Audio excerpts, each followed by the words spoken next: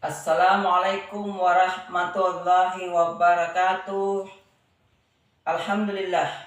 Alhamdulillahirabbil alamin. Wassalatu wassalamu ala asrafil anbiya'i wa mursalin Sayyidina Muhammadin wa ala alihi wa sahbihi ajma'in, amma ba'du. Sahabat-sahabatku yang budiman dimanapun berada, selamat bersua kembali dengan saya di channel kesayangan kita, di channel Dr. Ari Tulung. Sahabat yang budiman, hari ini izinkanlah saya kembali hadir untuk memberikan informasi. Kali ini masih seputar tentang bea materai. Bea materai ya. Sahabat yang budiman, di tengah-tengah masyarakat, materai ini telah lazim diperjualbelikan di toko-toko kelentongan atau toko-toko apapun. Jadi hampir semua toko baik kecil maupun besar itu menjual materai ya. Dan masyarakat kebanyakan membeli materai di toko-toko tersebut. Mungkin karena kantor posnya yang merupakan distributor tunggalnya itu jauh dari tempat kediamannya. Sahabat yang budiman, lalu kemudian timbul pertanyaan, apakah materai itu yang merupakan produk negara itu boleh diperjualbelikan ataukah tidak boleh? Ya, ini pertanyaan yang muncul dari beberapa diskusi dengan teman-teman di kedai kopi ya. Jadi iseng-iseng nanya-nanya aja, apa boleh materai itu diperjualbelikan? Mengingat materai itu adalah barang milik negara. Jadi negara yang membuat produk tersebut, negara yang mencetaknya. Itu ya sahabat yang budiman. Nah, terkait dengan ini, maka lagi-lagi kita akan mengintip masuk ke dalam peraturan tentang bea materai, yaitu Undang-Undang Nomor 10 Tahun 2020 tentang bea materai. Sahabat yang budiman, mohon dikritik kalau penjelasan ini ada yang keliru atau salah, mohon dikritik dalam kolom komentar ya. Nanti saya akan memperbaiki jika memang betul itu salah. Sahabat yang budiman, dalam kajian hukum ya, untuk menjawab pertanyaan apakah boleh atau tidak boleh, tentu kita lagi-lagi melihat norma yang sudah ada di dalam peraturan perundang-undangan. Sahabat yang budiman, di dalam Undang-Undang Nomor 10 Tahun 2020 tentang bea materai, dari pasal 1 hingga pasal kurang lebih 27 ya, dan sampai 30 pasalnya ya, itu sampai pada ketentuan pidananya itu tidak menjelaskan ya. Dan kata lain tidak ada pasal pun yang membolehkan atau melarang jual beli materai. Yang ada di situ adalah jual beli materai yang bekas atau yang palsu.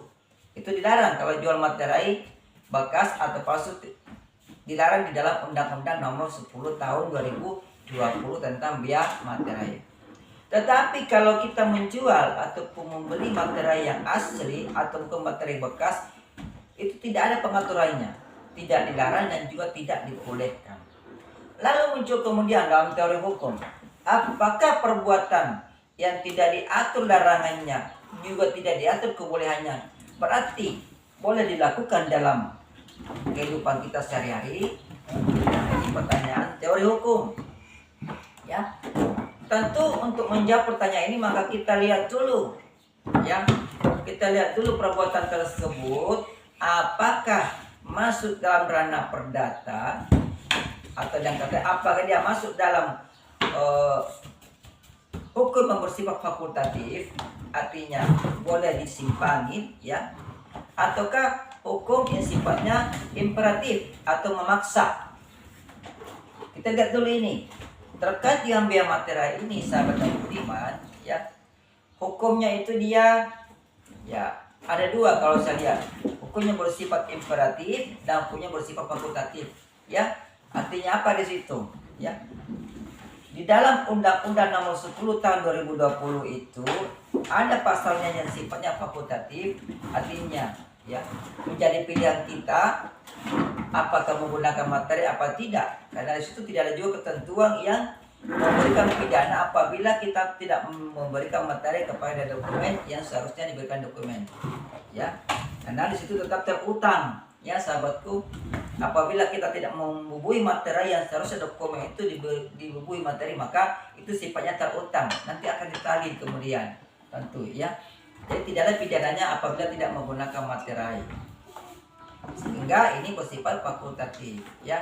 Tapi ada juga bersifat imperatif seperti tadi, menjual, memperjualbelikan atau menyimpan ya materi palsu atau materi bekas, itu dilarang. Ini sifatnya imperatif, tidak boleh lakukan, memaksa ya. Nah terkait itu maka jual beli materi asli tidak ada ya, atau jual beli materi baru ini tidak ada larangannya, atau juga tidak ada kebolehan di dalam undang-undang ini. Maka mari kita lihat apakah perbuatan ini ya, kalau terkait dengan jual beli tentu kita lihat hukumnya ini bersifat tidak imperatif ya, dia bersifat fakultatif, artinya boleh dilakukan boleh tidak. Apabila dilakukan itu tidak merugikan negara ya, tidak dilakukan pun juga tidak merugikan negara, karena hukumnya jual beli itu adalah yang tunduk kepada hukum perdata perjanjian ya. Hukum perdata pada bagian perjanjian, di mana dalam perjanjian, dalam konteks hukum perdata itu mengandung prinsip kebebasan berkontrak. Jadi semua orang bebas berkontrak terkait isi dan segala-galanya, semua bebas berkontrak selama tentu tidak bertentangan dengan 3 hal: undang-undang, ketertiban umum, kesusilaan. Nah selama tidak bertentangan dengan 3 hal tadi, maka tentulah jual beli materi itu dibolehkan, sahabatku, begitu ya.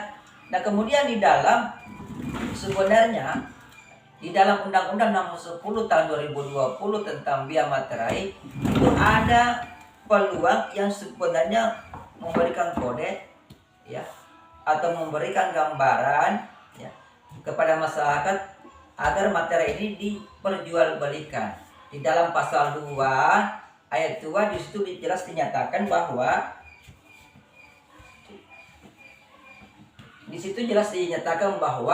tujuan dari pengaturan materi ini adalah untuk mengoptimalkan penerimaan negara. Ingat, mengoptimalkan penerimaan negara guna membantu atau membangun memberikan dana kepada pembangunan nasional. Sehingga dengan tujuan ini, apabila materi itu diperjualbelikan secara bebas, ingat yang saya maksud materi adalah yang asli ya, dan yang baru, bukan yang bekas, bukan palsu. Tentulah ini akan membantu penerimaan negara, dan tentu yang demikian bahwa jual beli materi itu tentu dibolehkan menurut hukum, saudaraku, sahabatku. Coba bayangkan apabila jual beli materi itu tidak dibolehkan secara bebas, tapi yang boleh hanya pos misalnya, tentu ini akan menghambat penerimaan negara ya.